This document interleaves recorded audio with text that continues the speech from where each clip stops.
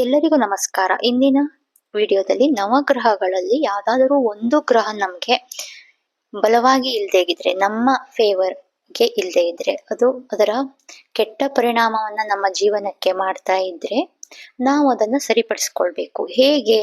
ಕೆಲವೊಬ್ರು ಜಾತಕ ತೋರಿಸಿದವಾಗ ಹೇಳ್ತಾರೆ, ನಿಮಗೆ ಸೂರ್ಯ ಗ್ರಹ ನಿಮ್ಮ ಮೇಲೆ ಕೆಟ್ಟ ಪ್ರಭಾವ ಬೀರ್ತಿದೆ, ಅದಕ್ಕೆ ರಿಲೇಟೆಡ್ ನೀವು ಯಾವ್ದಾದ್ರು ಜಪವನ್ನ ಮಾಡಿಸ್ಬೇಕು, ಅಥವಾ ಯಾವ್ದೋ ಹೋಮ ಹವನಗಳನ್ನ ಮಾಡಿಸ್ಬೇಕು ಪರಿಹಾರಕ್ಕೆ, ಈ ತರ ಮಾಡಿಸ್ಕೊಳ್ಬೇಕು ಅಂತ ಹೇಳ್ತಿರ್ತಾರೆ. ಅಥವಾ ಶನಿ ಗ್ರಹದಿಂದ ತೊಂದರೆ ಇದ್ರೆ ಈ ತರ ಮಾಡಿಸಿ, ಹಿಂಗೆಲ್ಲ ಬೇರೆ ಬೇರೆ ಗ್ರಹಗಳಿಗೆ ಬೇರೆ ಬೇರೆ ಪರಿಹಾರವನ್ನ ಹೇಳ್ತಾರೆ.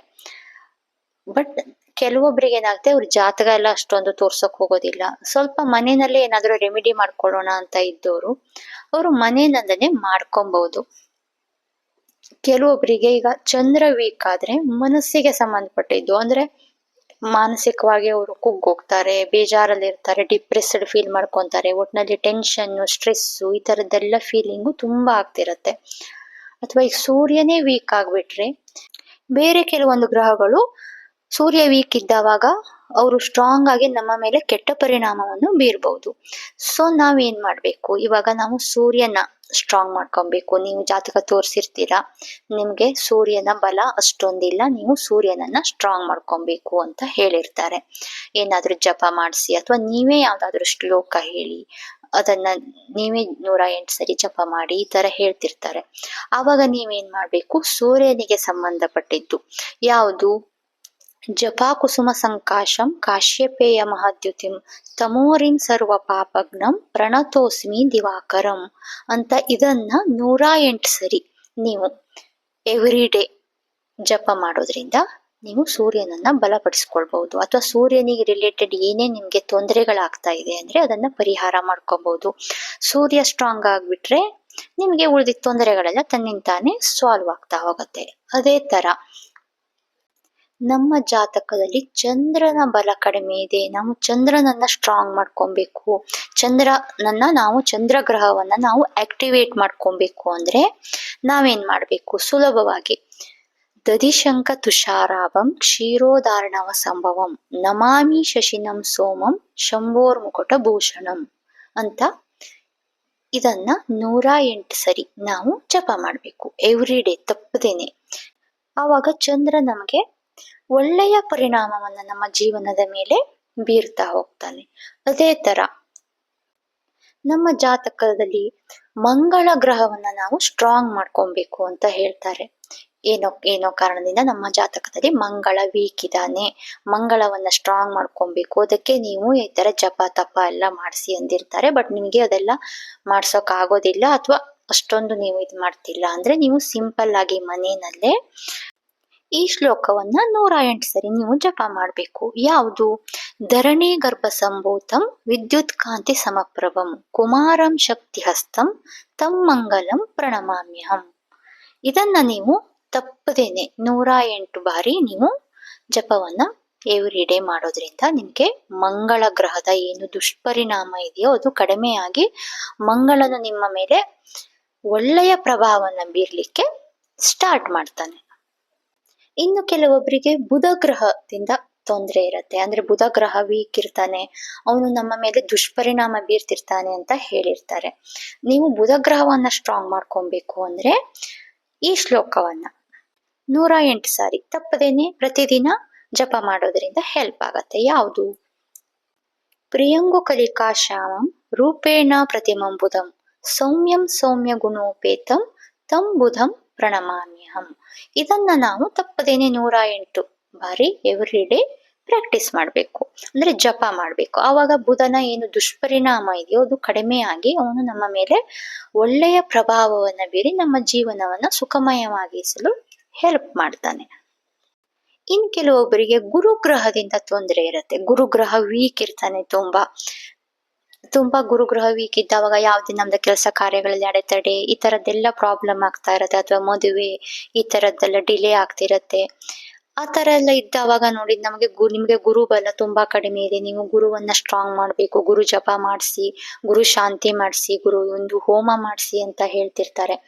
ಅಥವಾ ಇಲ್ಲ ನಿಮಗೇನೆ ಅನಿಸ್ತಿರತ್ತೆ ಯಾಕೋ ನನ್ಗೆ ಯಾವುದೇ ಕೆಲಸ ಕಾರ್ಯಗಳು ಅಷ್ಟೊಂದು ಆಗ್ತಿಲ್ಲ, ನಾನು ಗುರುವನ್ನ ಧ್ಯಾನ ಮಾಡಿದ್ರೆ ನನ್ಗೆ ಇದೆಲ್ಲ ಸರಿ ಹೊಂದ್ಬಹುದು ಅಂತ ಅನಿಸ್ದವಾಗ ನಾವು ಗುರುವಿನ ಧ್ಯಾನವನ್ನ ಈ ಶ್ಲೋಕವನ್ನ ಹೇಳ್ಕೊಂಡು, ದೇವಾನಾಂಚ ಋಷೀನಾಂಚ ಗುರುಂ ಕಾಂಚನ ಸನ್ನಿಭಂ ಬುದ್ಧಿರ್ಭೂತಂ ತ್ರಿಲೋಕೇಶಂ ತಂ ನಮಾಮಿ ಬೃಹಸ್ಪತಿಂ. ಇದನ್ನ ತಪ್ಪದೇನೆ ಪ್ರತಿದಿನ 108 ಬಾರಿ ನಾವು ಜಪ ಮಾಡೋದ್ರಿಂದ ನಾವು ಗುರುವಿನ ಬಲವನ್ನ ಜಾಸ್ತಿ ಮಾಡ್ಕೊಬಹುದು. ಗುರುವಿನ ಏನಾದ್ರೂ ದುಷ್ಪರಿಣಾಮ ಇದ್ರೆ ಅದನ್ನ ಕಡಿಮೆ ಮಾಡಿ ಗುರುವು ನಮ್ಮ ಜೀವನದ ಮೇಲೆ ಒಳ್ಳೆಯ ದೃಷ್ಟಿಯನ್ನ ಬೀರೋ ತರ ನಾವು ನೋಡ್ಕೊಬಹುದು. ನೆಕ್ಸ್ಟ್ ಬರೋದು ಶುಕ್ರ ಗ್ರಹ. ಶುಕ್ರ ಗ್ರಹವನ್ನ ನಾವು ಸ್ಟ್ರಾಂಗ್ ಮಾಡ್ಕೊಬೇಕು ಅಂದ್ರೆ ನಾವು ಯಾವ ಶ್ಲೋಕವನ್ನ ಹೇಳ್ಬೇಕು? ಹಿಮಕುಂದ ಮೃಣಾಲಾಭಂ ದೈತ್ಯಾನಾಂ ಪರಮಂ ಗುರುಂ ಸರ್ವಶಾಸ್ತ್ರ ಪ್ರವಕ್ತಾರಂ ಭಾರ್ಗವಂ ಪ್ರಣಮಾಮ್ಯಂ.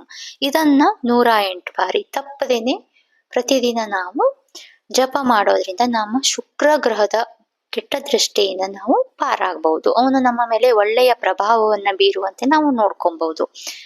ಆದರೆ ಯಾವುದೇ ಜಪ ಮಾಡ್ಬೇಕಿದ್ರು 108 ಬಾರಿ ಅಟ್ಲೀಸ್ಟ್ ಮಾಡ್ಬೇಕು, ತಪ್ಪದೇನೆ ಮಾಡ್ಬೇಕು. ಪ್ರತಿದಿನ ಮಾಡೋದ್ರಿಂದ ಅದು ನಮಗೆ ಹೆಲ್ಪ್ ಆಗುತ್ತೆ.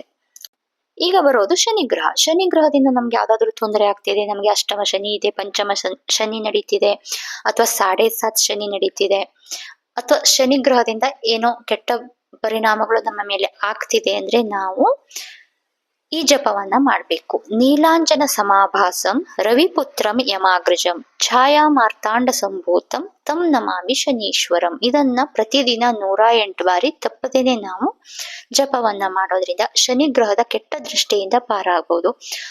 ಈ ಜಪವನ್ನ ಮಾಡೋದ್ರಿಂದ ಶನಿಯು ನಮ್ಮ ಮೇಲೆ ಒಳ್ಳೆಯ ಪ್ರಭಾವವನ್ನ ಬೀರ್ತಾ ನಮ್ಮ ಜೀವನವನ್ನು ಸುಖಮಯ ಮಾಡೋಕೆ ಹೆಲ್ಪ್ ಮಾಡ್ತಾನೆ. ಸೊ ಇದನ್ನ ನಾವು ಮಾಡ್ಬೇಕು. ನೆಕ್ಸ್ಟ್ ಬರೋದು ರಾಹು. ರಾಹುವಿನ ಕೆಟ್ಟ ದೃಷ್ಟಿಯಿಂದ ಪಾರಾಗೋಕೆ, ಅಥವಾ ರಾಹು ನಮ್ಮ ಮೇಲೆ ಕೆಟ್ಟ ಪ್ರಭಾವವನ್ನು ಬೀರ್ತಿದ್ದಾನೆ, ರಾಹುವನ್ನ ಬಲಪಡಿಸ್ಕೊಬೇಕು, ರಾಹು ನಮ್ಮ ಕುಂಡಲಿಯಲ್ಲಿ ಜಾತಕದಲ್ಲಿ ವೀಕ್ ಇದ್ದಾನೆ, ಅವನಿಂದ ಏನೇನೋ ತೊಂದರೆಗಳಾಗ್ತಿದೆ ನಮ್ಗೆ ಅನಿಸಿದ್ರೆ ಅಥವಾ ಜ್ಯೋತಿಷಿಗಳು ಹೇಳಿದ್ದಿದ್ರೆ ನಾವು ಈ ಶ್ಲೋಕವನ್ನ 108 ಬಾರಿ ತಪ್ಪದೇನೆ ಪ್ರತಿದಿನ ಹೇಳೋದ್ರಿಂದ ತುಂಬಾನೇ ಹೆಲ್ಪ್ ಆಗುತ್ತೆ. ಯಾವ ಶ್ಲೋಕ ಅದು ನೋಡೋಣ. ಅರ್ಧಕಾಯಂ ಮಹಾವೀರಂ ಚಂದ್ರಾದಿತ್ಯ ವಿಮರ್ತನಂ ಸಿಂಹಿಕಾ ಗರ್ಭ ಸಂಭೂತಂ ತಂ ರಾಹುಂ ಪ್ರಣಮಾಮ್ಯಹಂ. ಇದನ್ನ ನಾವು ತಪ್ಪದೇನೆ 108 ಬಾರಿ ಪ್ರತಿದಿನ ಹೇಳ್ಕೊಬೇಕು. ನೆಕ್ಸ್ಟ್ ಬರೋದು ಕೇತು ಗ್ರಹ. ಕೇತು ಗ್ರಹದಿಂದ ನಮ್ಗೇನಾದ್ರೂ ದುಷ್ಪರಿಣಾಮ ಬೀರ್ತಿದ್ದಾನೆ ಕೇತು ಗ್ರಹ ನಮ್ಮ ಮೇಲೆ ಅಂತ ಜ್ಯೋತಿಷಿಗಳು ಹೇಳಿದ್ದಿದ್ರೆ, ಅಥವಾ ನಮ್ಗೇನೆ ಆತರ ಫೀಲ್ ಆಗ್ತಾ ಇದ್ರೆ ನಾವು ಈ ಶ್ಲೋಕವನ್ನ 108 ಬಾರಿ ತಪ್ಪದೇನೆ ಪ್ರತಿದಿನ ಹೇಳ್ಕೊಬೇಕು. ಯಾವ ಶ್ಲೋಕ ಅದು? ಪಲಾಶ ಪುಷ್ಪ ಸಂಕಾಶಂ ತಾರಕಾಂ ಗ್ರಹ ಮಸ್ತಕಂ ರೌದ್ರಂ ರೌದ್ರಾತ್ಮಕಂ ಘೋರಂ ತಂ ಕೇತುಂ ಪ್ರಣಮಾಮ್ಯಹಂ. ಇದನ್ನ ನಾವು 108 ಬಾರಿ ಜಪ ಮಾಡ್ಬೇಕು. ಯಾರಿಗೆ ಯಾವ ಗ್ರಹದಿಂದ ತೊಂದರೆ ಇದೆಯೋ ಅವರು ಆ ಗ್ರಹಕ್ಕೆ ರಿಲೇಟೆಡ್, ನಾನು ಇವಾಗ ಹೇಳಿದ್ನಲ್ಲ ಅದರಲ್ಲಿ ಯಾವ ಗ್ರಹ ನಿಮಗೆ ಬಲಪಡಿಸ್ಕೊಬೇಕು ಆ ಗ್ರಹದ ಸಂಬಂಧಪಟ್ಟ ಶ್ಲೋಕವನ್ನ ನೀವು 108 ಬಾರಿ ಪ್ರತಿದಿನ ಜಪ ಮಾಡೋದ್ರಿಂದ ತುಂಬಾನೇ ಹೆಲ್ಪ್ ಆಗತ್ತೆ. ಈ ಪೂರ್ತಿ ಜಪವನ್ನ ಅಂದ್ರೆ ಇದು ನವಗ್ರಹಗಳ ಶ್ಲೋಕವನ್ನ ಡಿಸ್ಕ್ರಿಪ್ಷನ್ ಬಾಕ್ಸ್ ನಲ್ಲಿ ಹಾಕಿರ್ತೀನಿ. ನಿಮ್ಗೆ ಯಾವ ಶ್ಲೋಕವನ್ನ ಹೇಳ್ಕೊಬೇಕು ಅಥವಾ ನಿಮ್ಗೆ ಯಾವ್ದಾದ್ರು ಗ್ರಹವನ್ನ ಬಲಪಡಿಸ್ಕೊಬೇಕು ಅಂತ ಇದ್ರೆ, ಜ್ಯೋತಿಷಿಗಳು ಹೇಳಿದ್ದಿದ್ರೆ ಅದಕ್ಕೆ ಸಂಬಂಧಪಟ್ಟ ಗ್ರಹಗಳ ಶ್ಲೋಕವನ್ನ ನೀವು ಜಪ ಮಾಡ್ಬೋದು. ಸೊ ಇದನ್ನ ನಾವು ಯಾರದ್ದೇ ಹೆಲ್ಪ್ ಇಲ್ದೇನೆ ಮನೆಯಲ್ಲೇ ನಮ್ಮಷ್ಟಕ್ಕೆ ನಾವೇ ನಮ್ಮ ಮನೆಯ ದೇವರ ಮನೆಯಲ್ಲಿ ಕೂತು ಅಥವಾ ನಮಗಿಷ್ಟವಾದ ಜಾಗದಲ್ಲಿ ಕೂತು ನಾವು ಆರಾಮಾಗಿ ದಿನ ಜಪವನ್ನ ಮಾಡೋದ್ರಿಂದ ತುಂಬಾನೇ ಹೆಲ್ಪ್ ಆಗುತ್ತೆ. ಸೊ ನೀವು ಟ್ರೈ ಮಾಡ್ಬೋದು. ಅಥವಾ ನಾವು ಬೇರೆಯವರ ಸಲುವಾಗೂ ಜಪ ಮಾಡ್ಬೋದು. ಅವರಿಗೆ ಮಾಡೋಕ್ಕಾಗ್ತಿಲ್ಲ, ಮಕ್ಕಳಿದ್ದಾರೆ ಮಾಡೋಕ್ಕಾಗ್ತಿಲ್ಲ, ಅಥವಾ ಸ್ಟಡೀಸ್ ಮಾಡ್ತಿದ್ದಾರೆ ಅವ್ರಿಗೆ ಮಾಡೋಕ್ಕಾಗಲ್ಲ, ನೀವು ಮಾಡ್ತೀರಾ ಅಂದ್ರೆ ಅವರ ಹೆಸರಲ್ಲಿ ಅವರಿಗಾಗಿ ಮಾಡ್ತಿದ್ದೀನಿ ದೇವ್ರೆ ಅಂತ ನೀವು ಪ್ರಾರ್ಥನೆ ಮಾಡಿಕೊಂಡು ಅವರ ಹೆಸರಿನಲ್ಲಿ ನೀವು ಜಪವನ್ನ ಮಾಡ್ಬೋದು. ಒಳ್ಳೆಯ ಪರಿಣಾಮವನ್ನ ಪಡ್ಕೊಬಹುದು. ಎಲ್ಲ ನವಗ್ರಹಗಳು ನಮ್ಮ ಮೇಲೆ ಒಳ್ಳೆಯ ಪರಿಣಾಮವನ್ನ ಬೀರಿ ನಮ್ಮ ಜೀವನವನ್ನ ಸುಖಮಯವಾಗಿರಿಸಲಿ ಎಂದು ಪ್ರಾರ್ಥಿಸುತ್ತಾ ಈ ವಿಡಿಯೋವನ್ನ ಇಲ್ಲಿಗೆ ಎಂಡ್ ಮಾಡ್ತಿದ್ದೀನಿ. ಮುಂದಿನ ವಿಡಿಯೋದಲ್ಲಿ ಸಿಗೋಣ. ಅಲ್ಲಿವರೆಗೆ ಹರಿ ಓಂ ನಮಸ್ಕಾರ.